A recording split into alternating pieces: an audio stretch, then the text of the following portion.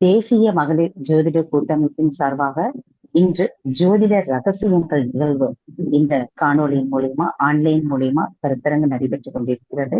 இந்த நிகழ்வுக்கு வந்திருக்கக்கூடிய அனைவரையும் எங்க தேசிய மகளிர் சார்பாக கூட்டமைப்பு சார்பாக அனைவரும் வரவேற்பதில் பெரும் மகிழ்ச்சி அடைகின்றோம்.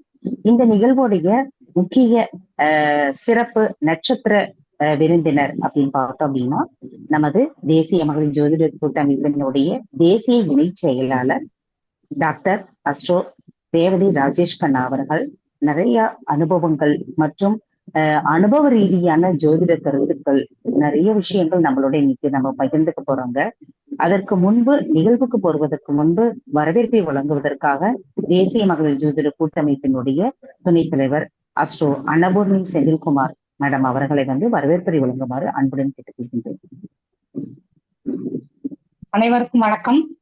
தேசிய மகளிர் ஜோதிட கூட்டமைப்பு சார்பாக நடைபெற்றுக் கொண்டிருக்கும் ஞாயிறு தோறும் நடக்கும் தேசிய ஜோதிட ரகசியங்கள் நிகழ்ச்சியில் கலந்து கொண்டிருக்கும் அனைத்து ஜோதிட ஆர்வலர்கள்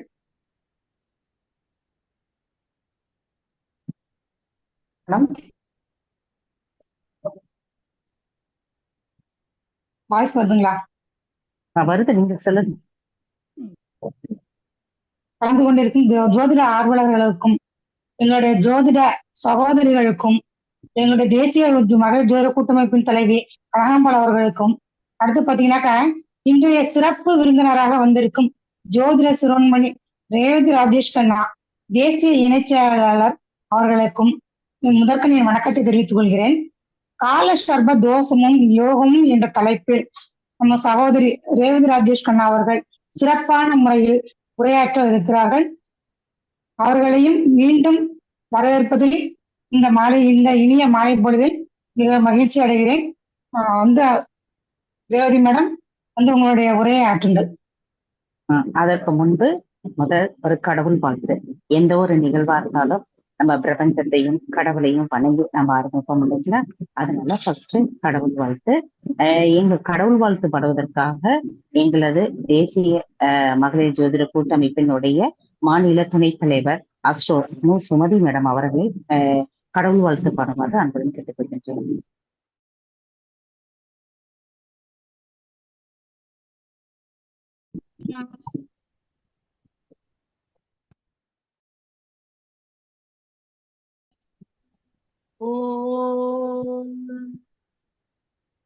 ஐந்து கரத்தனை ஆனை முகத்தனை எந்தின் இரம்பிரை போலும் எய்த்தனை நந்தி மகந்தனை ஞான கொழுந்தினை புந்தியில் வைத்தடி போற்றுகின்றேனே. ஓம் வாக்கியே வைச வித்மகே சிவத்மை சகிமகி தன்னோ வாணி பிரசோதயாமே. ஓம் ஞானானந்தமயம் தேகம் நிர்மல ஸ்படிகாக்கிருதம் ஆதாரம் சர்வ வித்யானாம் அயக்ரீவ உபாசகே. ஓம் ஆதித்யாய சோமாய மங்களாய புதாய ச குரு சுக்ர சனி விக்ர ராகவே கேதவே நமோ நமக. குரு பிரம்மா குரு விஷ்ணு குரு தேவோ மகேஸ்வரக குரு சாட்சாத் பரபிரம்மம் ஸ்ரீ தட்சிணாமூர்த்தியே நமோ நமக. குருவே சர்வலோகானாம் திசையே சர்வ வித்யானாம் ஸ்ரீ தட்சிணாமூர்த்தியே நமோ நமக. அன்பினாலே எமையாண்டு சொல்லதிகாரம் எமக்களித்து விந்தை பல புரிய வைத்த வித்தகனே சர்க்குருவே விண்ணவரும் வியந்து நிற்கும் வித்தையை எமக்களித்து கண் போல காத்து நிற்கும் நற்குருவே போற்றி போற்றி. ஜெய் ஸ்ரீராம். நன்றி நன்றி நன்றி. மிக்க மகிழ்ச்சி. இந்த பிரபஞ்சத்தையும் வணங்கி நாம இந்த நிகழ்ச்சிக்கு நம்ம போகலாம். இந்த நிகழ்ச்சியினுடைய சிறப்பு விருந்தினர் ஜோதிடர் சிரோன்மணி டாக்டர் ரேவதி ராஜேஷ் கண்ணா மேடம் அவர்களை காலசர்ப்ப தோஷமும் யோகமும் என்ற தலைப்பில் இன்று சிறப்புரையாற்றுமாறு அன்புடன் கேட்டுக்கொள்கிறேன். அனைவருக்கும் இனிய மாலை வணக்கம்.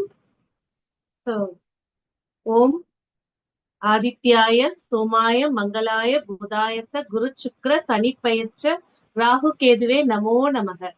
நவ கிரகங்களை வணங்கிட்டு இந்த நவ கிரகத்துல நிழல் கிரகங்கள் என்று சொல்லக்கூடிய ராகு கேது அதாவது 9 கிரகங்கள் சொல்லி நம்ம ஜோதிடத்துல சொல்லிட்டு இருக்கோம். சூரியனும் சந்திரனும் மிகப்பெரிய நட்சத்திரங்கள். மிச்சம் இருக்கக்கூடியது 5 கிரகங்கள். சூரியனுடைய நிழலாக ராகுவும், கேதுவுடைய நிழலாக சந்திரனுடைய நிழலாக கேதுவையும் நிழல் கிரகங்கள் அப்படின்னு சொல்லிட்டு நம்ம ராகு கேதுவை அழைக்கிறோம். ஸோ புதிதா 10வது பாத்தீங்கன்னா சனியுடைய தன் உடம்பிலிருந்து தோன்றிய மாந்தி. மொத்தம் பாத்தீங்கன்னா இத்தனை கிரகங்களை வச்சு நம்ம பலன்கள் சொல்லிட்டு இருக்கோம். அப்போ கால சர்ப தோஷம். இப்ப சர்பதோஷம் அப்படின்னு சொல்லுவோம். இப்ப ராகு கேதுவால என்னென்ன வரலாம் அப்படின்னு பாத்தீங்கன்னாக்கா, ராகு கேதுவால கலத்திர தோஷங்கள், ராகு கேதுவால மிட் பாயிண்ட்ல இருக்கக்கூடிய கிரகங்களால பாதிப்புகள், அதே போல ராகு கேதுவால உண்டாகக்கூடிய தோஷங்கள். அதாவது ராகுவோட சூரியன் இணைஞ்சு இருந்துச்சுன்னா நம்ம கிரகண தோஷம் சொல்லுவோம். சந்திரன் இணைஞ்சு இருந்துச்சுனாக்கா அதுவும் கிரகண தோஷங்கள். ஏன்னா மிகப்பெரிய ஒளி கிரகங்களை ராகு கேது கடக்கும் போது கிரகண தோஷம். இதே ஒரு ஜாதகத்தை எடுத்து பார்க்கும்போது பாத்தீங்கன்னாக்கா 12 பாவங்கள்ல ராகு கேது எங்க நிக்கிறாங்களோ அந்த இடத்தை பொறுத்து நம்ம தோஷங்களை சொல்லுவோம். 5ஆம் இடத்துல இருக்கும்போது நாகதோஷம், 8ஆம் இடத்துல இருக்கும்போது மாங்கல்ய தோஷம், அந்த மாதிரி ஒவ்வொரு பாவத்துக்கு ஏற்ப. ஏன்னா ராகு கேது அப்படிங்கிற போது ஒரு முழு நீள சர்பத்தை வெட்டுறதுனால விஷத்தை கக்கி கொண்டு இருக்கிறதுனால தோஷங்கள் சொல்லும். இதே ராகு கேதுவால யோகங்களும் உண்டு. எவ்வளவோ பேர் பாத்தீங்கன்னா இந்த ராகு திசையில மிகப்பெரிய ஒரு உச்சகட்ட பிரகாசத்தையும் உச்சகட்ட பண வரவுகளையும் சந்திச்சிருக்காங்க. அதே போலதான் இந்த கால சர்ப தோஷம். கால சர்ப தோஷம் அப்படின்னா நம்ம என்ன சொல்லுவோம்? ராகு கேது பிடிக்குள்ள எல்லா கிரகங்களும் அமைகிறது. ஃபர்ஸ்ட் கால சர்ப தோஷம்ன்றது பாத்தீங்கன்னா காலன் அனைத்து கிரகங்களும் ராகு கேது எப்பவுமே பின்னோக்கி நடக்கக்கூடிய கிரகங்கள், அதாவது வக்ர கிரகங்கள் சொல்லி அதற்கு பேர். அப்போ ஒரு ஜாதகத்துல ராகு பகவான் எந்த ராசியில நிக்கிறாரோ, அதாவது உதாரணத்துக்கு இன்னைக்கு ராகு மீனத்துல இருக்காரு, கேது கன்னியில இருக்காரு. அப்ப ராகு பின்னோக்கி வரும்போது மீனம், கும்பம், மகரம், தனுசு, விருச்சகம், துலாம் இதுக்குள்ள இருக்கிற கிரகங்கள் எல்லாம், ஏன்னா சர்ப்பம் பின்னோக்கி போது அதோட வாய் தொடர்ந்து வரக்கூடிய ராசிகள் இந்த 6 ராசிகள். இந்த 6 ராசிகளுக்குள்ள கிரகங்கள் நிற்கும் போது கால சர்ப்ப தோஷம். எல்லா கிரகங்களும் உள்ள சம்பித்து நிற்கும் போது சரி, இது ஒரு வகையான கால சர்ப்ப தோஷம். இது பொதுவாக எல்லாருக்குமே தெரிஞ்சது. இன்னைக்கு நம்ம என்ன பேச போறோம்னா 6 வகையான கால சர்ப்ப தோஷத்தையும் யோகத்தையும் பேச போறோம். அது இந்த 6 வகையான கால சர்ப்ப தோஷம். அதாவது நம்ம தோஷம் அப்படிங்கிறது ஜாதகம் குறிப்பிட்டு லக்னம் போடும்போதுதான் அதுல தோஷம் யோகம் அப்படின்னு பிரிச்சு பார்க்க போறோம். அதுக்கு முன்னாடி வரைக்கும் ராசிக்கு நம்ம எந்த தோஷத்தையும் பார்க்க போறது இல்ல. சந்திரன் நிக்கிற இடத்துல இருந்து இங்க நிக்கிறது அதெல்லாம் கிடையாது. லக்னத்துல இருந்து சந்திரன் எங்க இருக்காரு, கேந்திரத்துல குரு இந்த கஜகேசரி யோகம் இதெல்லாம் நம்ம பேசுவோம். அதே போலதான் இந்த லக்னத்திலிருந்து 12 பாவங்கள்ல ராகு கேது நின்னு இந்த கால சர்ப்ப தோஷம்ன்ற ஒரு அமைப்பு பெற்றுச்சுனாக்கா எந்த மாதிரியான பலன்களை அனுபவிப்பாங்க. அதாவது நம்ம நிறைய பேர் பேசியிருப்போம். லக்னத்துல ராகு நின்னா, 7ல ராகு நின்னா, 2ல ராகு, 8ல ராகு இருந்தா இது ராகு கேது தோஷம். இதே அமைப்புல இருக்கக்கூடிய வரனை இணைச்சு வைக்கணும். சரி, அப்ப லக்னத்துல ராகு நின்னா என்ன மாதிரியான பலன்களை கொடுப்பாங்க, 7ல ராகு நின்னா எந்த மாதிரியான பலன்கள் கொடுப்பாங்க, அததான் நம்ம இப்ப விரிவா இந்த 1 ஹவர்ல பார்க்கணும். அதுக்கப்புறம் உங்களோட டவுட்ஸை நம்ம கிளியர் பண்ணுவோம். ஃபர்ஸ்ட் விஷயம் கால சர்ப்ப தோஷம் அப்படின்னு தலைப்பு போட்டுக்கிட்டீங்கன்னா அதோட அர்த்தம் என்னன்னு ஒரு வரியில எழுதணும்னா, ராகு கேது பிடிக்குள் தன்னுடைய வக்ர பாதைக்குள் அனைத்து கிரகங்களும் அமருவது கால சர்ப்ப தோஷம். இந்த கால சர்ப்ப தோஷத்தை பாத்தீங்கன்னா சில சாஸ்திர நூல்கள்ல 6 வகையான தோஷங்களா பிரிச்சிருக்காங்க. முதல் தோஷம் அப்படிங்கிறது பாத்தீங்கன்னா ஆனந்த கால சர்ப்ப தோஷம் யோகம். ஆனந்த கால சர்ப்ப தோஷம் அப்படின்னா ஒரு குழந்தை பிறந்து லக்னத்துல ராகு அமர்ந்து 7ஆம் இடத்துல கேது அமர்ந்து இந்த பிடிகளுக்குள்ள, எப்படி லக்னத்துல ராகு அமர்ந்துச்சுனாக்கா 12ஆம் பாவம், 11ஆம் பாவம், 10ஆம் பாவம், 9ஆம் பாவம், 8ஆம் பாவம், 7ஆம் இதுக்குள்ள எல்லா கிரகமும் அமைஞ்சு உட்கார்ந்தாதான் இது ஆனந்த கால சர்ப்ப தோஷம்.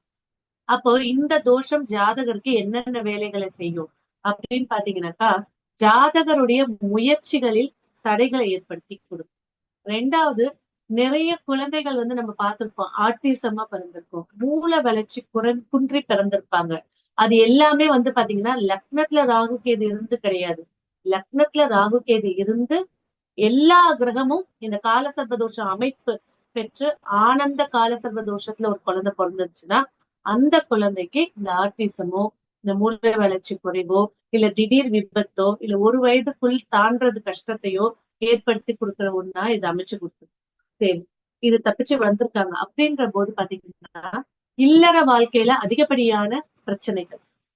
சோ திருமணம் நடக்காது அப்படின்னு சில விதிகள் இருந்தாலும் அந்த விதிகளோட இந்த லக்னத்துல ராகு கேது அமர்ந்து இந்த கிரகங்கள் சூழ்ந்து இருக்கும் போதுதான் அந்த திருமண விதியோட முக்கியமான விதியை இது இணைக்கும் போது திருமணத்தை மிகுந்த தாமதத்தை ஏற்படுத்தி கொடுக்குது இந்த ஆனந்த கால சர்ப்ப தோஷம். இந்த ஆனந்த கால சர்ப்ப யோகம் எப்படி வேலை செய்யும் அப்படின்னு பாத்தீங்கன்னா, லக்னத்துல கேது அமர்ந்து 7ஆம் இடத்துல ராகு அமரும் போது இதே மாதிரி கிரக அமைப்புகள் இருக்கும்போது இது மறைமுகமான பிரச்சனைகளை ஏற்படுத்தி கொடுத்தாலும் அந்த தசாபுத்தி எப்பவுமே வந்து ஒரு தோஷம் எப்ப வேலை செய்யும், அந்த கிரகத்தினுடைய தசாபுத்தி காலகட்டம். ரெண்டாவது, கோச்சாரத்துல அந்த கிரகத்தின் மேல அந்த கிரகம் பயணிக்கும் போது, அடுத்து குரு பயணிக்கும் போது அந்த வேலைகள் நடைபெறும். அப்போ இந்த கேது வந்து கேதுவோட பிடியில எல்லா கிரகமும் இருக்கும்போது பிரச்சனைகள் ஏற்படுத்தினாலும் மறைமுகமான அந்த பிரச்சனைக்கு ஏற்ற ஆனந்தத்தையும் ஏற்படுத்தி கொடுக்கும் அப்படிங்கிற விஷயம்தான். அப்போ என்ன செய்யணும், என்ன மாதிரியான பரிகாரங்கள் செய்யணும் அப்படின்னு பாத்தீங்கன்னாக்கா, லக்னத்துல ராகு அப்படின்ற போது லக்னம்ன்றது தலன். அப்போ தலை மேல சர்பத்தை சூடிக்கொண்டு அமர்ந்தவள் அப்படின்னு பாத்தீங்கன்னா நிறைய அம்பாள்கள் இருக்காங்க. திருவேற்காடு அம்பாள் இருக்கா, சமயபுரம் மாரியம்மன் இருக்காங்க. தலை மேல சூடிக்கொண்டு இருக்கக்கூடிய அதே ஆண் ராசியில இருக்கு அப்படின்னா சிவபெருமானுக்கு தலை மேல இருக்கக்கூடிய சர்ப்பம். சோ கவசம் போல இருக்கக்கூடிய இந்த சர்ப்பத்தை வழிபாடு செய்யறது எப்போ, அதாவது இப்ப ராகு கேதுன்றது என்ன சொன்ன நானு, சூரியனுடைய நிழல் ராகு, சந்திரனுடைய நிழல் கேது. அப்ப இது மூதாதையர் வழி தோஷம். அப்ப ஒரு ஜாதகத்துல ஒரு குழந்தை பிறக்கும் போது யோகம் நட்சத்திரம் திதி கரணம் கிழமை இந்த 5 பஞ்ச முகூர்த்தத்துலதான் ஒரு குழந்தை வெளியில வருது. அப்போ ஜாதகர் லக்னத்துல ராகு இருக்கு. அப்ப லக்னம்ன்ற போது ராகுன்றது மூதாதையர் கிரகமா இருக்கிறதுனால ஜாதகர் பிறந்த ஜென்ம திதி அன்று இந்த பரிகாரத்தை செய்யும் போது மூதாதையர் வழியில வந்த ராகு கேது சர்ப்பதோஷம் நீக்கி கொடுத்தது அப்படிங்கிறது ஒரு விதி. ரெண்டாவது அப்படின்னு பாத்தீங்கன்னாக்கா, 2ஆம் பாவத்துல ராகு அமர்ந்து 8வது பாவத்துல கேது அமர்ந்து அந்த ராகு கேது பிடிக்குள்ள ஆன்டி கிளாக் வைஸ்ல எல்லா கிரகமும் சேர்ந்து அமருவது இது ஒரு வகையான கால சர்ப்ப தோஷம். இதுக்கு என்ன பேர் சொல்லியிருக்காங்கன்னா குளிகை கால சர்ப்ப தோஷம் யோகம் சொல்லியிருக்காங்க. சோ இது பேர்கள் எல்லாமே வந்து பாத்தீங்கன்னா நம்ம குளிகை நம்ம மாந்தி நேரம் குளிகை நேரம் அதை எடுத்துப்போம். அப்படி எடுக்கும் போது பாத்தீங்கன்னாக்கா இது வந்து இந்த கால சர்ப்ப தோஷம் ஒரு ஜாதகத்துல லக்னம் குறிச்சு 2ல ராகு கேது அமர்ந்து அதற்குள்ள எல்லா கிரகமும் உட்கார்றது வந்து குளிகை. இதுதான் வந்து பாத்தீங்கன்னா குடும்பத்தை விட்டு பிரிதல். குழந்தை பிறந்தானா ஹாஸ்டல்ல போட்டுட்டாங்க ஃபர்ஸ்ட் ஸ்டாண்டர்ட்ல இருந்து, தாத்தா பாட்டி வீட்டுல வளருது, பெற்றோரோட குடும்பமாக அமைந்து வாழ முடியாத விஷயங்கள். உடனே சொல்லுவாங்க, இல்ல எனக்கு 2ல ராகு கேது இருக்கு, நான் எங்க அப்பா அம்மா கூட தான் வாழ்றேன். ஆனா அந்த ராகு கேது தசை உள்ள வரும்போது இல்ல கோச்சாரத்துல அது மேல வரும்போது தாய் தந்தையரை எது ஆதாரமாக குடும்பமா இருக்கோ அதுல இருந்து பிரிச்சு வைக்கிறதுதான் இந்த ராகு கேதுவுடைய வேலைகள்.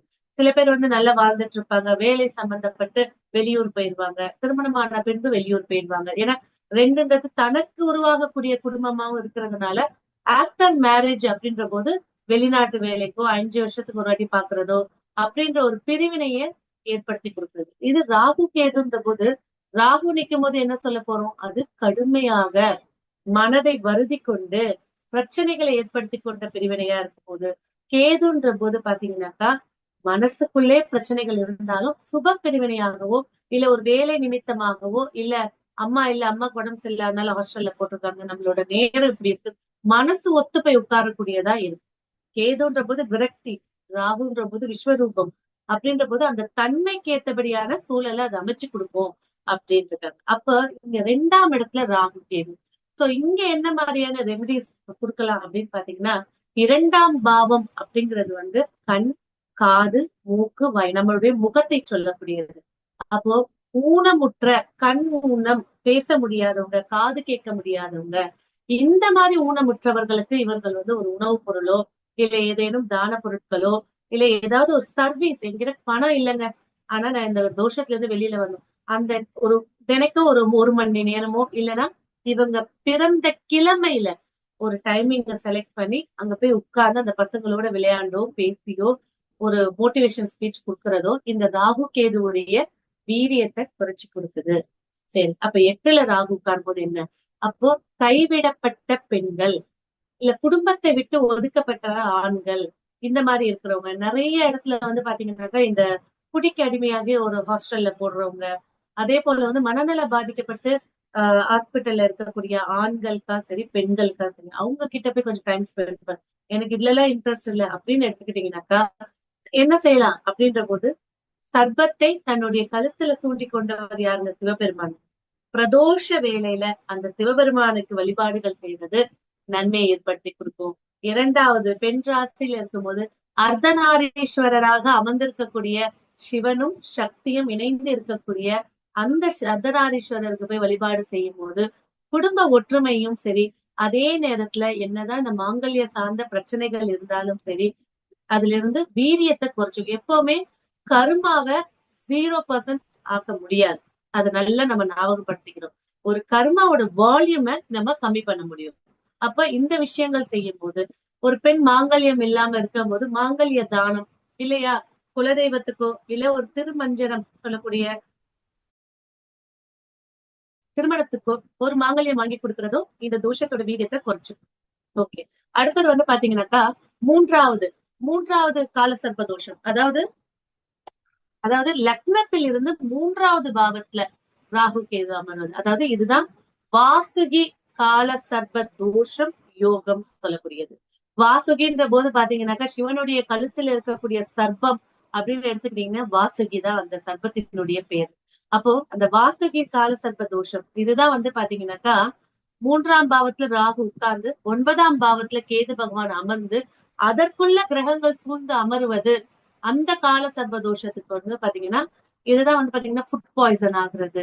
இந்த செய்வினைய வந்து உணவு மூலியமா இடுமருந்துன்னு சொல்லுவாங்க. அந்த மாதிரியானது எப்பவுமே வந்து நம்ம செய்வனை வந்து 6ஆம் பாவத்தோட லிங்க் பண்ணி சொல்லுங்க.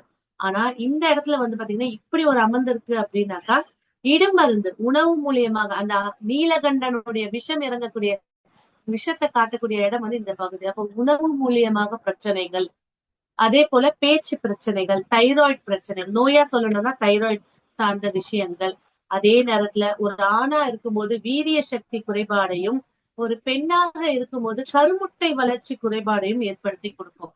நிறைய பேருக்கு ஒரே டவுட் வரும், 3ல ராகு இருந்தா போகம் சூப்பரா இருக்கும், போகங்கள் நன்றாக இருக்கும், ஆனால் அந்த விந்தணுக்கள் அப்படின்னு சொல்லக்கூடியது வெளியில வந்து கர்ப்பதானத்துக்குள்ள செல்றதுக்காக இறந்து போயிடும், நீர்த்து போயிடும். அதுதான் 3ல் இருக்கக்கூடிய ராகுவுடைய பிரச்சனைகள். அப்போ இந்த 3ஆம் இடத்துல ராகு உட்கார்ந்து 9ஆம் இடம். அப்ப 9ஆம் இடம் சொல்லும் போது மறைமுகமாக பித்ரு தோஷத்தை வெளிக்காட்டுது. அதே நேரத்துல பூர்வீகமாக இருக்கக்கூடிய இடத்துல பிரச்சனைகளை எதிர்பார்த்து, அதாவது என்னன்னே தெரியாம பூர்வீகத்தை விட்டு வந்த குடும்பமாக இருப்பார்கள். அதே போல குலதெய்வத்தை மாற்றி வணங்கக்கூடியவர்களும் இந்த 3ல் 9ல் ராகு கேது அமர்ந்தவங்க. அப்போ இந்த சர்வ சாந்திகளுக்கு நிறைய, இப்ப 9ல ராகுன்னா நம்ம உடனே என்ன செய்வோம், ராமேஸ்வரம், காளகஸ்தி இதெல்லாம் எடுத்து கிளப்பிடும். ஏன்னா அது தோஷங்களுடைய வீரியத்தை குறைக்கக்கூடிய இடங்கள். ஆனா 3ல் இந்த மாதிரி அமர்ந்து எல்லா கிரகமும் மாலையாக கோர்த்து 9ல் ராகுவோ கேதுவோ அமருவது கடுமையான 3 ஜென்மங்களுக்கு முன்னாலிருந்து வரக்கூடிய பித்ருதோஷத்தை குறிப்பிடக்கூடியது. அதுதான் வாசுகி. வாசுகின்றது வந்து பாத்தீங்கன்னாக்கா ஆழகால விஷத்தை எடுக்கிறதுக்கு பயன்படுத்தப்பட்ட ஒரு நாகம். இந்த நாகம் தவம் இருந்து சிவன் கழுத்துல ஏறியதாக நிறைய புராண கதைகள் பார்த்திருக்கோம். இந்த வாசுகியை எப்படி வழிபாடு செய்யலாம் அப்படின்ற போது வந்து பாத்தீங்கன்னாக்கா கன்னியாகுமரி நெல்லை மாவட்டத்துல இருக்கக்கூடிய எல்லையில சூரவல்லி அப்படின்ற ஊர்ல வந்து பாத்தீங்கன்னா நாகக்கண்ணி அம்மன். இந்த கோவிலோட சிறப்பு என்ன அப்படின்னு பாத்தீங்கன்னாக்கா வருடத்துக்கு ஒரு முறை திருவிழா நேரத்துல அந்த கள்ளி செடிகளை போட்டு அந்த முள்ளு மேல அந்த பூசாரி அவங்க அந்த கோவிலோட அர்ச்சகம் பண்ணக்கூடியவர் அம்பாளை இறக்கி 12 மணி நேரம் அந்த முள்ளில உட்கார்ந்து தவம் இருப்பாங்க. அந்த 12 மணி நேரம் அந்த முள்ளில உட்கார்ந்து அவங்க தவம் இருக்கக்கூடியது ரொம்ப பிரசக்தியான திருவிழாவா இருக்கும். அதுலயும் வந்து பாத்தீங்கன்னா தை அமாவாசை மூதாதையர்களுடைய முக்கியமான ஒரு திதி அமாவாசை. இதுல வந்து பாத்தீங்கன்னா குங்கும தண்ணிகளை கொதிக்க வச்சு அதுல வேப்பிலையை நினைச்சு தெளித்துக்கிறது, பூர்வீக தோஷங்களை நீக்கிக்கிறது. முடிஞ்சதுக்கு அப்புறமா மஞ்சள் அரிசியை கொடுப்பாங்க. அந்த அரிசியை வாங்கிட்டு வந்து வீட்டுல வைக்கிறது அவ்வளவு விசேஷங்களை ஏற்படுத்தி கொடுக்கும். சோ இது நாக கன்னி அப்படின்னு சொல்லக்கூடியது. அதாவது வாசிக்குதான் தலைமையா இருப்பாங்க. எப்பவுமே வந்து நாகத்துக்கு முதல் ஹெட் யாருங்க? 1000 தலைகளை கொண்ட ஆதிசேஷன். அந்த ஆதிசேஷனோட வம்சாவளியில வந்தவங்கன்னா தச்சன், தனஜெயன், இந்த மாதிரி 8 அஷ்ட நாகங்கள் இருக்கு.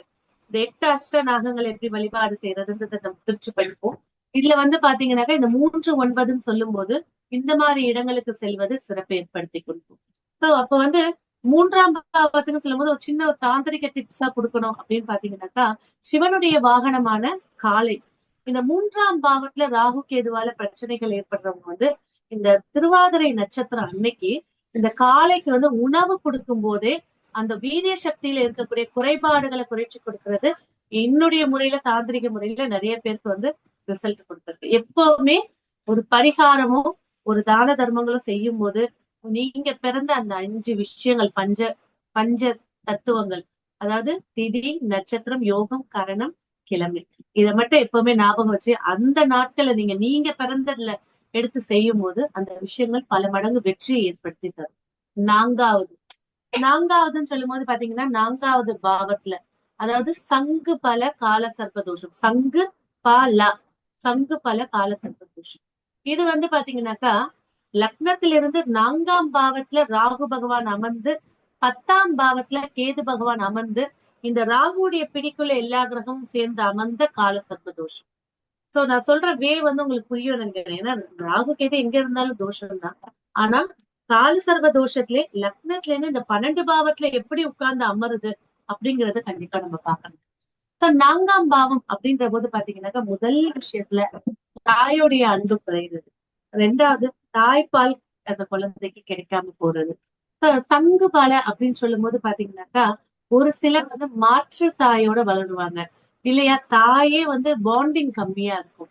அதே போல தொழில், வெளி உலகத்துல வந்து தங்களுடைய பேரை கெடுத்துக் கொள்றது அப்படிங்கிறது வந்து இந்த 10ஆம் பாவத்துல நிக்கக்கூடிய ராகு கேதுக்கள். ராகு கேதுக்களுக்கு உண்டான வேலைகளை செய்யும் போது அதோட தாக்கத்தை குறைச்சு கொள்றதும் இருக்கு. ஆனா நான்குன்னு சொல்லும் போது வண்டி, வாகனம், தாய், சுகஸ்தானம், வீடு. 10ன்னு சொல்லும் போது பாத்தீங்கன்னாக்கா தொழில் ஸ்தானம், மதிப்பு, மரியாதை, கௌரவம், கர்மஸ்தானம். அப்ப கர்மால போய் ஒரு ராகு கேது உட்காருதுன்னா அந்த கர்மாவை ஜாதகர் அனுபவிச்சே ஆகணும் அப்படிங்கிற ஒரு விஷயத்த இந்த இடத்துல வந்து ஆணித்தனமா சொல்லுது. அதனாலதான் ராகு 4ஆம் இடத்துல 10ஆம் இடத்துல கேது இருக்கும்போது மிட் பாயிண்ட் ராகுல இருந்து 4 என்னங்க ஆன்டி கிளாக்வைஸா லக்னம் வரும், கேதுல இருந்து ஆன்டி கிளாக்வைஸா என்னங்க 7 வரும். கர்மாவை வந்து ஜாதகர் அனுபவிச்சே ஆகணும் அப்படிங்கறதுதான் மிட் பாயிண்ட்ன்ற செக்ஷன் வந்து இந்த இடத்துல இருந்துதான் உருவானது. அப்போ ஒரு ஜாதகத்துல ராகு நிக்கிறதுக்கு 4ஆம் இடம், கேது நிக்கிறதுக்கு 4ஆம் இடம், மிட் பாயிண்ட். அந்த மிட் பாயிண்ட்ல நிக்கக்கூடிய கிரகம் அவஸ்தைகளை உண்டாகும். ஜாதகர் அந்த காரகத்தை அனுபவிக்கிறதுக்கு ஏக்கங்களும் தடைகளும் சந்திப்பாங்க அப்படிங்கிறது இருக்கு. அப்ப 4ஆம் பாவம், அப்ப விபத்துக்கு உண்டான காரக சேர்க்கையில இந்த ரூலும் ஒன்று. விபத்துன்னு சொல்லும் போது நம்ம என்ன சொல்லுவோம்? 4ஆம் அதிபதி ராகு, 4ஆம் அதிபதி 8ஆம் அதிபதி தொடர்பு, 4ஆம் அதிபதி பாதகாதிபதி மாரகாதிபதி தொடர்பு, இதெல்லாம் நம்ம சொல்லுவோம். இதோட 4ல ராகு கேது உட்கார்ந்து இந்த மாலையாக எல்லா கிரகமும் உட்கார்ந்து இருக்கும் போது இங்க சங்கு பல கால சர்ப்ப தோஷமும் மிகப்பெரிய விபத்து கண்டத்தை ஏற்படுத்தி கொடுக்குது. எவ்வளவு ஆடம்பரமான வீடு வாங்கினாலும் வீட்டுல எப்போதும் பூச்சி தொல்லைகள், அதே போல வீட்டுல வந்து ஒரு பகுதி வந்து முடிவடையாம இன்னும் நான் பண்றேன் அடிக்கடி வீட்டை மாத்தி மாத்தி மாத்தி மாத்தி பண்றவங்க எல்லாம் 4ல ராகு, இல்ல இந்த இடத்துல இந்த ரூமை மாத்திரல, இந்த ரூம், அந்த இன்டீரியர்ல வந்து மாத்திக்கிட்டே இருப்பாங்க. வீடு எப்பவுமே கச்சடாவா இருக்கும், கொச்சன்னு இருக்கும். ஏன்னா பாம்பு இருக்கிற இடம் எப்படி இருக்கும்? குப்பை கூலமா இருக்கும், ஓரத்துல சுருங்கி படுத்து கிடக்கும். இதுதான் வந்து 4ஆம் இடத்துல இருக்கக்கூடிய ராகு கேதுவுடைய முக்கிய அம்சமாக இருக்கு. அடுத்தது இதுக்கான பரிகாரம் அப்படின்னு சொல்லும் போது வந்து பாத்தீங்கன்னாக்கா நம்ம எல்லா கோவில்கள்லயும் வந்து பாத்தீங்கன்னாக்கா அம்பாள் உட்கார்ந்து இருப்பாங்க. இப்ப கருமாரி அம்மா உட்கார்ந்து இருப்பாங்க. கீழே வந்து வெறும் தலை வரைக்கும் இது வரைக்கும் தான் இருப்பாங்க அம்பாள். அதுக்கு மேல ஒரு சர்ப்பம் இருக்கும். மார்பகம் வரைக்கும் தான் அந்த போஸ்ட் இருக்கும். நம்ம பாஸ்போர்ட் சைஸ் போட்டோ எடுக்கிற மாதிரி.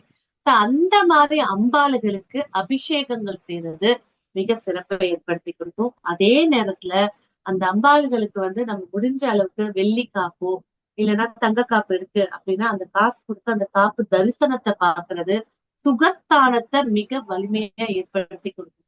அப்ப கர்மஸ்தானம் சொல்லும் போது என்ன சொல்லலாம்?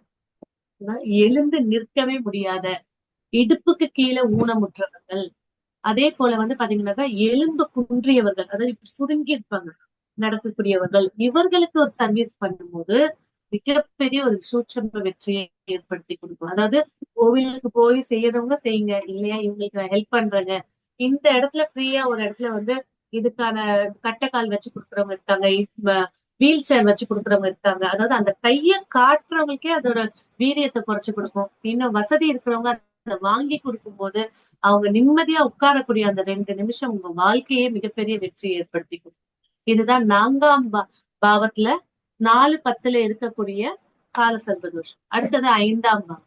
அதாவது நம்ம எப்பவுமே 5ல ராகு உட்கார்ந்தாலோ கேது உட்கார்ந்தாலோ நாகதோஷம், புத்திர தோஷம், குழந்தைகள் பிரச்சனைகள், கர்ப்பம் தங்காது, இதெல்லாம் சொல்லிட்டு இருக்கோம். இது வந்து பாத கால சர்ப்ப தோஷம், பாத அப்படின்னு சொல்லியிருக்காங்க இதோட பேர்ல. அப்ப இங்க வந்து பாத்தீங்கன்னாக்கா 5ஆம் பாவம் பூர்வீகம் தெரியாதவர்கள், அதே நேரத்துல வந்து வயது சம்பந்தப்பட்ட தொந்தரவு இருக்கிறவங்க, ஒரு விஷயம் இருக்கும், வசதி இருக்கும், ஆனா அதை அனுபவிக்க, அதுதான் 5ஆம் பாவம் தான் அனுபவித்தல். ஒரு விஷயத்த நான் வீட்டுல போய் நிம்மதியா கால் விளக்காம ஒரு காஃபி நான் ஒரு 10 நிமிஷம் நிம்மதியா குடிக்கிறேன், ஒரு டிராவலை என்ஜாய் பண்றேன்னா 5ஆம் பாவமும் சுக்கிரனும் தான். இந்த 2 பேரு தான் ஜாதகத்துல நல்லபடியா இருந்தா எவ்வளவு கஷ்டத்துலயும் அவங்க வந்து நிம்மதியா வாழக்கூடிய ஒரு சூழலை ஏற்படுத்தி கொடுக்கும். அனுபவித்தல் அப்படிங்கிற ஒரு விஷயத்த கேட்பாங்க, இவ்வளவு கஷ்டம் வச்சிருக்க, எப்படி சிரிச்சிட்டு உட்கார்ந்துட்டு இருக்க, அந்த 5ஆம் பாவம் அந்த ஸ்ட்ராங், அந்த அது வந்து எப்படி அவங்க ரிட்டர்ன் எடுத்துருவாங்கன்றது அர்த்தம் தான். அப்ப 5ல வந்து ராகு உட்காரும் போது 11ஆம் இடத்துல கேது இருக்கும். லாபஸ்தானத்துல ராகு கேது அமர்வது.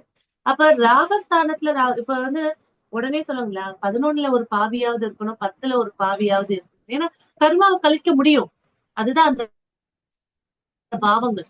அப்ப வந்து பாத்தீங்கன்னாக்கா 5ல ராகு, 10ல 11ல கேது, இல்ல 5ல கேது 11. இது எந்த மாதிரியான விஷயங்கள் தடைகள் ஏற்படும்? காதல் தோல்வி, இல்ல தவறான காதல், இல்லையா வேறு மதத்தினரோட காதல், இதை ஏற்படுத்தி கொடுக்கும். அடுத்தது வந்து பாத்தீங்கன்னா புத்தி ஸ்தானம், அதாவது முக்கியமான நேரங்கள்ல யோசிக்காம எடுக்கக்கூடிய முடிவு, நல்லா யோசிச்சு பண்ணக்கூடியவன் திடீர்னு இந்த நேரத்துல மட்டும் அதை எப்படி அக்செப்ட் பண்ணிட்டா எல்லாம் நொடிஞ்சு போயிட்டாங்க வாழ்க்கையில, அது 5ஆம் பாவம் புத்தி ஸ்தானம். அதே போல 5ஆம் பாவம் இஷ்ட தெய்வம். அப்ப 5ல ஒருத்தருக்கு ராகு உட்கார்ந்துருக்குன்னா நாக கன்னிகள், நாக சர்வ தேவதைகள், இவங்களை வழிபாடு பண்ணாலே மிகப்பெரிய வெற்றியை ஏற்படுத்தி கொடுக்கும். அதே போல பூர்வீகம், அதாவது 12 ராசிக்கும் 12 பாம்புகள் இருக்கு, 108 பாதத்துக்கும் பாம்புகள் இருக்கு.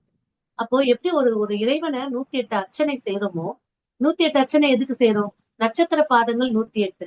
இப்போ ஒருத்தர் வந்து அஸ்வினி 4ஆம் பாதத்துல பிறந்துட்டாங்க, அம்பாலோட 108 அர்ச்சனையில 4வது அர்ச்சனை என்ன பேரோ அதான் உங்க நட்சத்திரத்துக்கான கீவேர்டு, அம்பால சீக்கிரமா கூப்பிட்டுக்கிறது. அதே போலதான் 108 பாம்புகள்ல எந்த பாம்புன்னு நீங்க எடுத்தீங்கன்னாக்கா அந்த கோவிலுக்கு போய் ஒரு விளக்கேற்றி வழிபாடு செய்தாலே அந்த சர்ப்பம் தன்னுடைய கோபத்தை குறைச்சுக்கொள்ளும். அப்ப 5ன்ற போது பூர்வீகம், பூர்வ புண்ணியஸ்தானம், அதிர்ஷ்ட பாவம், புத்திரஸ்தானம், புத்திஸ்தானம், இதெல்லாம் சொல்லுவோம். அப்போ 11ஆம் இடம் லாபம், திருப்தி. 2வது என்ன 11 என்னங்க 5 மூத்த குழந்தைன்னா 11 வரக்கூடிய மருமகன் மருமகள். அப்ப இந்த இடத்துல இருக்கும்போது இந்த வகையான தோஷங்களை ஏற்படுத்தி கொடுக்கும். தாமதம், என் குழந்தைக்கு இன்னும் கல்யாணம் ஆகல, அப்ப ஜாதகரோட பாக்குறோம். அதே போல அம்மா அப்பா ஜாதகத்துல 11ல ராகு கேது இருந்தா அவங்க ஜாதகம் மருமகன் அமைறது தாமதத்தை ஏற்படுத்தி கொடுக்கும். இதுக்கு ஒரே விஷயம் அப்படின்னு பாத்தீங்கன்னாக்கா நாக கன்னிகள். நாக கன்னிகள் வந்து பாத்தீங்கன்னா பழமையான சிவனாலய கோவில்கள்ல நாக கன்னிகள் சொல்லி 9 கல்லுகள் வச்சிருப்பாங்க. சப்த கன்னிகள் இல்ல, நாக கன்னிகள். இந்த நாக கன்னிகளுக்கு மலர்கள், வாசனையான மலர்கள் போட்டு 9 வண்ண ரவிக்க துணி வச்சு தீபம் ஏற்றி வழிபாடு செய்யும் போது பூர்வீகத்துல எப்படி லக்னம் மூதாதையரோ 5 பூர்வீகம் சார்ந்த தோஷங்களோட வீரியத்தை குறைச்சு இந்த தோஷமே யோகமா மாத்தி. அடுத்ததா வந்து பாத்தீங்கன்னா ஆறாவது பாவம் பேசும்போது பாத்தீங்கன்னா மகா பாத கால சர்ப்பதோஷம். சோ மகாபாத கால சர்ப்பதோஷம்னா 6ஆம் இடத்துல ராகு, 12ஆம் இடத்துல கேது.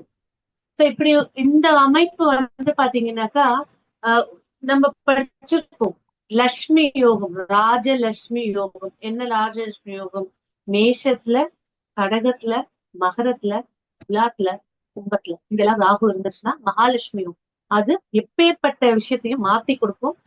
ராகு தசை ராகு புத்தியில நன்மை ஏற்படுத்தி கொடுக்கும், அந்த யோகத்தை கொடுக்கும்ன்றது. அதே போலதான் இந்த 6ஆம் இடம்ன்றது வந்து பாத்தீங்கன்னா மகாலட்சுமி யோகத்தையும் கொடுக்கும். அதே நேரத்துல நிறைய பிளாக் மேஜிக் செய்வினை பிரச்சனைகள். 6ல ராகு கேது இருக்கிறவங்க பாருங்க, 12ஆம் இடத்துல ராகு கேது நிச்சயமா அவங்க தூங்குனதா சரித்திரம் கிடையாது. அவங்களுடைய ராகு கேது தசாபுத்தி காலகட்டத்துல தூங்குனதா சரித்திரம் கிடையாது. ஒரு தூக்க மாத்திரையோ இல்லைன்னா ஒரு இரும்பு மருந்தாவது இல்லைன்னா ஒரு ஹோமியோபதி மருந்து வந்து அது கலக்கக்கூடிய பொருட்கள் தெரியும், அது சாப்பிட்டாதான் தூங்குவாங்க அந்த காலகட்டத்துல. அதே போல 6ஆம் இடம் சொல்லும் போது பாத்தீங்கன்னாக்கா நிறைய மரண பயத்தை, நோய் பயம், இந்த நோய் வந்துருச்சோ அதாவது வயிற்று வலிதான் வலிச்சிருக்கும். ஆனா 6ல ராகு இருக்கும்போது தசாபுத்தி வரும்போது வயிற்றுல கட்டி வந்துருச்சோ, இந்த கேன்சர் வந்துருமோ, இந்த பிரச்சனைகள் தருமோ, பஞ்சாயத்துகள் அவ்வளவு பயத்தை ஏற்படுத்தி கொடுக்கும். கற்பனை உலகத்துக்கே கூட்டிட்டு போயிடும். அதுதான் 6ல இருக்கக்கூடிய ராகு. அதே நேரத்துல 6ல ராகு இருந்து இந்த மாதிரி கிரகங்கள் அமைஞ்சு கூட புதன் சாரம் பெறும்போது கண்டிப்பாக ஒரு மனிதன் செய்வினை சார்ந்த பிரச்சனையில மாட்டுவாங்க. சோ 12ஆம் இடம் அயன சயன போக சுகம். அயனம்ன்ற போது பயணம், நாடு விட்டு நாடு போறதுல பிரச்சனைகளை ஃபேஸ் பண்ணக்கூடியவங்க. இப்ப கூட ஒரு படம் வந்துச்சுப்பாங்க த கோட்ன்னு சொல்லிட்டு, அதுல வந்து பாத்தீங்கன்னா கோட் லைஃப்னு வந்துருக்கு. தவறுதலாக போயிட்டு அந்த மனிதனோட வாழ்வே அங்க அந்த டெசர்ட்ல இருக்கிற மாதிரி காட்டி. இதெல்லாம் வந்து பாத்தீங்கன்னா 6, 12 உத்தியோகம் சார்ந்து வெளிநாடு போறது, உத்தியோகத்துல பிரச்சனைகளை ஃபேஸ் பண்றது, தூக்க நிலையில பிரச்சனைகளை ஃபேஸ் பண்றது, இதெல்லாம் இந்த 6, 12. அதே போல கடன் சுமையினால ஒருத்தர் ஊரை விட்டு ஓடி போறாங்க அப்படின்னா அது இந்த 6ல இருக்கக்கூடிய ராகு கேது பிளஸ் செவ்வாயோ பாதகமோ தொடர்பு ஏற்படுத்துறதுதான் இதுல இருக்கக்கூடிய முக்கிய சூட்சமம். அப்ப இதுக்கு என்ன பரிகாரங்கள் அப்படின்றது வந்து பாத்தீங்கன்னாக்கா சர்ப்பங்களை வழிபாடு செய்யணும். எந்த மாதிரி சர்ப்பங்களை வழிபாடு செய்யலாம்? அதாவது இப்ப நிறைய பாம்பு பண்ணைகள் இருக்கும், நம்மளுக்கு தெரியும். நீங்க யூடியூப்ல போட்டீங்க, இதுல வந்து பாத்தீங்கன்னா இந்தியால நீங்க எடுக்கும் போது 4 சர்ப்பங்களுக்கு தான் அதிக விஷம் கொண்டது. நல்ல பாம்பு, அடுத்தது வந்து பாத்தீங்கன்னா கட்டு விரையான், கண்ணாடி விரையான் அப்படின்னு சொல்லக்கூடிய அது சுருட்டே இருக்கக்கூடிய ஒரு சர்ப்பம் இருக்கும். அந்த 4 பாதங்கள் தான் கடுமையான விஷம் இருக்கக்கூடிய, அது இன்னமும் கண்காட்சி பொருட்கள்ல இருக்கு. அந்த மாதிரி இருக்கக்கூடிய இடங்கள்ல இந்த பாம்பு இனத்தை யார் திரும்ப பாதுகாப்பாங்க? இருளர். நீங்க அங்க போனீங்கன்னா அந்த கண்காணிப்பு வச்சிருக்கிற போது இருளரா தான் இருப்பாங்க. அவங்களுக்கு உணவோ ஆடையோ அவங்களுடைய அத்தியாவசிய தேவைக்கு நம்மளால முடிஞ்ச ஒரு தான தர்மம் செஞ்சு கொடுக்கறது.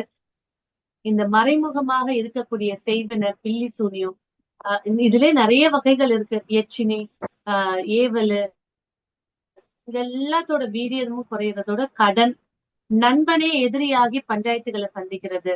இது அதே போல 6ஆம் பாவம் என்னங்க? 7க்கு வரையும் கூட்டாளியால ஏமாற்றத்தை சந்திக்கிறது. இதெல்லாம் இருக்கிறத வந்து இது தீர்த்து கட்டி முடிப்பு ஏற்படுத்தி கொடுக்கும். சோ அப்ப இதுதான் வந்து 6 வகையான கால சர்ப்ப தோஷம் 12 பாவங்களுக்கும் நம்ம பார்த்திருக்கோம். அப்ப 6ஆம் பாவம்ன்ற போது பாத்தீங்கன்னாக்கா குழந்தை பிறக்காத பெண்மணிகள் அது எடுத்துக்கலாம்.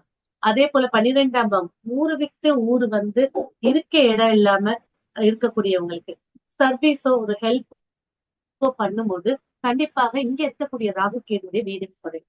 நான் வந்து பாத்தீங்கன்னா ரொம்ப பெருசா சொல்லி உங்களுக்கு குழப்பல, அந்த பாவ காரகத்தை எப்படி டச் பண்ணி அந்த தோஷத்தை எப்படி நம்ம வீக்கலாம். அப்ப எல்லா ஜாதகத்திலயும் 12 பாவத்துல ஏதாவது ஒரு பாவத்துல ராகு கேது இருக்கும். அப்போ எந்த ஹெல்ப் பண்ணா அந்த ராகு நமக்கு யோகத்தை கொடுக்கும், எந்த ஹெல்ப் பண்ணா கேதுனால ஞானத்தை கிடைக்கும் அப்படிங்கிற விஷயத்தையும் நீங்க இந்த ஒரு விஷயம் மூலியமா எடுத்துக்கலாம். அப்ப அஷ்ட நாகங்கள் வந்து நிறைய இருக்கிறதுல 1000 தலை கொண்ட ஆதிசேஷனுடைய வம்சாவளியை சேர்ந்தவங்க. அப்ப நம்ம கண்ணுக்கு தெரிஞ்சு வணங்கக்கூடிய நாகங்கள் அப்படின்னு பாத்தீங்கன்னாக்கா பெருமாளுடைய படுக்கையில இருக்கக்கூடிய ஆதிசேஷனையும், சிவனுடைய கழுத்துல இருக்கக்கூடிய வாசுகியும் முருகனுடைய பாதத்துல இருக்கக்கூடிய தட்சணையும் நம்ம வழிபாடு செய்யறோம். அப்போ பாம்புனால பிரச்சனைகள் இருக்கா? முருகன் பாதத்துல இருக்குது, பணிஞ்சு இருக்கு. அந்த முருகனோட போய் வழிபாடு செய்யும் போது அந்த சர்ப்பத்தினால் ஏற்படக்கூடிய இடைஞ்சல்கள் நீக்கி கொடுக்கும். இல்ல ஒரு சர்ப்பம் வந்து ஒரு யோகம் தரக்கூடிய திரிகோணத்திலயோ கேந்திரத்திலயோ அமர்ந்திருக்கு அப்படின்னாக்கா அது யோகத்தை தரணும்ன்ற போது இறைவனே தனது கழுத்துல சூட்டி கொண்ட பிரதோஷத்துல அந்த சிவபெருமானுக்கு அர்ச்சனைகள்ல நம்ம பொருளை கொடுக்கும் போது அந்த சர்ப்பம் யோகத்தை ஏற்படுத்தி கொடுக்குது. சோ இதுல வந்து பாத்தீங்கன்னா நான் 2-3 கோவில்கள் சொல்லியிருக்கேன். எல்லாருக்கும் பொதுவா தெரிஞ்ச கோவில் என்னங்க? காளகஸ்தி, ராமேஸ்வரம், நாகர்கோவில், இதெல்லாம் தெரியும். அதே போல கேரளால வந்து பாத்தீங்கன்னாக்கா ஒரு கோவில் இருக்கு. அது கோவில் வந்து பாத்தீங்கன்னா வீடு போல அமைப்பு இருக்கு. அதாவது அந்த கோவிலுக்குள்ள வந்து பாத்தீங்கன்னா ஒரு வகையான நம்பூதிரிகள் மட்டும்தான் அந்த கோவிலுக்கு வீட்டுக்குள்ள வந்து பூஜை மாதிரி பண்ணுவாங்க. அதோட ஐக்கியம் என்னன்னா, மாணிக்கக்கல்ல கண்ணால பார்த்த ஒரு நம்பூதிரி அந்த கண்ணால பார்க்கக்கூடிய அந்த பெண்ணை வந்து கேக்குறாங்க, நீங்க யாரு அப்படின்னு கேட்கும்போது தான் வந்து ஒரு வாசுகி பாம்புன்னு சொல்லி சர்ப்பத்தோட விஸ்வரூப தரிசனத்தை அந்த இடத்துல காட்டினதாகவும் அந்த இடத்தையே வீடாக மாற்றி அங்க வந்து வழிபாடு செஞ்சுட்டு இருக்காங்க. உள்ள போனீங்கன்னா ஒண்ணும் வழிபாடு இருக்காது. 2 சிலைகள் பெண் உருவம் பதிச்சு இருக்கும், ஒரு தீபம் எரிஞ்சுக்கிட்டே இருக்கும், அவ்வளவுதான். அந்த மண்ணை போய் மிதிக்கக்கூடியவர்களுக்கு சர்ப்பத்தினால் உண்டாகக்கூடிய எந்த ஒரு தோஷத்தையும் வீரியம் குறையுது அப்படிங்கிறது ஐதீகம். அந்த கோவிலுக்கு போறவங்க வழிபாடு செய்யணும். அதுக்கு அடுத்து மிகப்பெரிய முக்கியமான ஒரு கோவில் சங்கரன் கோவில்ல இருக்கக்கூடிய சிவா விஷ்ணு ஆலயம். அது நீங்க எந்த கோவில்ல பார்த்தாலும் சிவனுக்கு கழுத்துலதான் சர்ப்பம் வந்து பார்த்திருப்பீங்க. ஆனா அந்த சிவா விஷ்ணு ஆலயத்துல சங்கர நாராயணன் கோவில்ல சிவனுக்கு தலையில ஒரு சர்ப்பமும் பெருமாளுக்கு தலையில ஒரு சர்ப்பமும் இருக்கும். அது நீங்க சுத்தி வரும்போது அங்க ஒரு சித்தர் இருப்பாரு. சித்தரோட குகையில மொத்த இந்த உலகத்துல அதாவது 2632 வகை பாம்புகள் இருக்கு இந்தியால. அதுல தமிழ்நாட்டுலன்னு எடுக்கும்போது 237 பாம்பு வகைகள் இன்னமும் இருந்துட்டு இருக்கு. அதுல விஷம் எடுக்கும்போது ஒரு 5 வகை பாம்புக்கு மட்டும்தான் விஷம் இருக்கு. மத்ததெல்லாம் நீர் பாம்பு, விஷம் குறைவு, மலைப்பாம்புகள் இருக்கும். அந்த எல்லா வகையான பாம்போட சின்னங்களை அந்த குகையில இருக்கும். அதே போல இன்று வரைக்கும் அந்த கோவில்ல மட்டும்தான் உங்களுக்கு பாம்பு புத்து மண்ணு எவ்வளவு வேணாலும் எடுத்துட்டு போலாம். அதே டிக்கெட் கவுண்டர்ல போனீங்கன்னாக்கா அந்த பாம்பு புத்து மண்ணை வந்து மஞ்சள் குங்குமமால பாடம் செஞ்சு திலகம் இட்டுக்கிற மாதிரி ஒரு 5 ரூபாவோ 10 ரூபாய் தான்.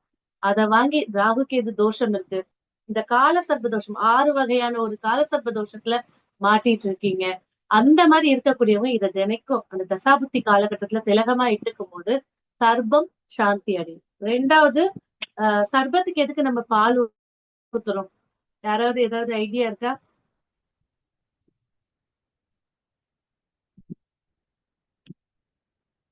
இருக்கீங்களா? அம்மா அது அந்த கரையான வந்து பண்ண கூட கரையான அழிச்சிடும் பால். என்னங்க சார்? கரையான் கரையான் கரையான் புற்றுதான் பாம்பு வரும், திருப்பி கரையான் உருவாக பாத்துக்கிறதுக்கு பால், அதுக்குதான் ஊத்துறது அப்படின்னு நான் நினைக்கிறேன். இல்லங்க, சயின்ஸா சயின்ஸா பாத்தீங்க அப்படின்னாக்கா பாம்பு வந்து பால் குடிக்காது. அதுக்கு வந்து முழுங்கக்கூடிய சக்தி தான் இருக்கு, உரியக்கூடிய சக்தி கிடையாது. ஆதி காலத்துல வந்து பாத்தீங்கன்னாக்கா சர்ப்பம் இருக்கக்கூடிய கோவில்கள்ல இந்த புத்துக்குள்ள போய் பாம்பை ஊத்திடுவாங்க, பாலை ஊத்துவாங்க. ஏன்னா பாலை நீங்க புத்துக்குள்ள ஊத்தும் போது அந்த சர்ப்பம் வந்து தன்னோட வீரிய சக்தியை இழந்துரும். ஏன்னா நீங்க நார்மலா ஒரு புத்துக்குள்ள பாம்பு இருக்கும்போது அதோட வைப்ரேஷன் அரோமா எல்லா சர்ப்பத்தையும் ஈர்க்கும். ஆனா இந்த பாம்பு ஊத்தணும்னு சொல்ல பாலை ஊத்தும் போது பாத்தீங்கன்னா அதோட குறைஞ்சு அது இனப்பெருக்கம் இருக்காது. அதான் இதுல இருக்கக்கூடிய ஒரு சீக்ரெட். அது உங்களுடைய பாம்பை வந்து வீரிய சக்தியை குறைச்சிடும் அப்படின்றதுக்காக தான் இந்த பாம்புக்கு வந்து பால் ஊத்துறது, முட்டை வைக்கிறது. முட்டையை வந்து உடைச்சு வைக்கிறாங்க, அது முழுங்கதான் செய்யும், உரியற சக்தி அது கிடையாது. அதே போல பாம்புன்னு நீங்க எடுக்கும் போது பாத்தீங்கன்னா அதுக்கு கண்ணு தெரியும், காது கேட்காது, சவுண்ட் உஷுன்னு தான் சவுண்டு கொடுக்கும். அப்போ முக்கியமான ஒரு அங்கம் பாத்தீங்கன்னா கண் காது. காது பேச முடியாதவர்களுக்கு சர்ப்பத்தினுடைய தாக்கம் அதிகமா இருக்கும். அவங்களுக்கு ஒரு உதவி செய்யும் போது இந்த சர்ப்பதோஷத்தோட வீரியம் 85% குறைச்சு கொடுக்குது. சோ இதுதான் வந்து இந்த கால சர்ப்ப தோஷம் அப்படின்னு சொல்லக்கூடிய 6 வகையான தோஷமும் யோகமா எப்படி மாத்தணும்ன்றதையும் நம்ம இதுல கொண்டு வந்திருக்கோம். இதுல உங்களுக்கு ஏதாவது டவுட்ஸ் இருந்துச்சு அப்படின்னாக்கா கேளுங்க பார்க்கலாம்.